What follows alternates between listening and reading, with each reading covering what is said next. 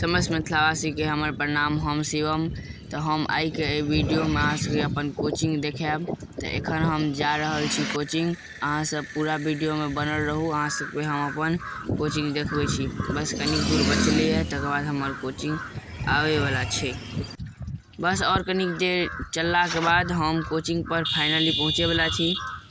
हम पहुँच गेलहुँ हँ अपन कोचिंग पर। बस रोड पार करब और एके ऐसे रोड के साइड हमर कोचिंग अछि। हम रोड पार कर रहल छी आब, और इस साइड हमर कोचिंग है।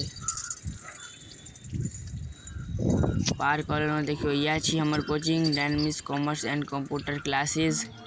हम कोचिंग में आबि गेलहुँ हैं। क्यों नहीं आयल एखन हम बैसे छी। ताबत बैसे के बदला सर हमरा कह दिले चाय आनले, तो हम जा रहल छी चाय आने के लेल। चाय ला पहुँच गेलहुँ। यो एक कप कनी चाय दऽ देब। ई भेलै देसी जुगाड़, नीचा पंखा ऊपर चाय बनै छलै। तो यह चाय हम लऽ लेलहुँ। चाय लऽ कऽ आबि गेलहुँ। सर के दऽ दै छियनि चाय। तकर बाद फेर बैसब पढ़ै के लेल। सर चाय लऽ लिअ। बैस गेलहुँ पढ़ै के लेल। सर कनी 4 5 गो क्वेश्चन देलखिन हँ बनबै के लेल, सएह बनबै छी आब। देखियो शाम भऽ गेलै, आब हम जा रहल छी घर। तो हमरा उम्मीद है अहाँ सबके वीडियो नीक लागल है। तो जँ नीक लागल हुए तो लाइक करू, शेयर करू और कमेंट करू। और इंस्टा फेसबुक पर देखै छी तो फॉलो करू, और यूट्यूब पर देखै छी तो सब्सक्राइब करू। तो फिर मिलै छी अगला वीडियो में। तब तक के लेल जय हिंद, जय भारत, जय मिथिला, जय मैथिली।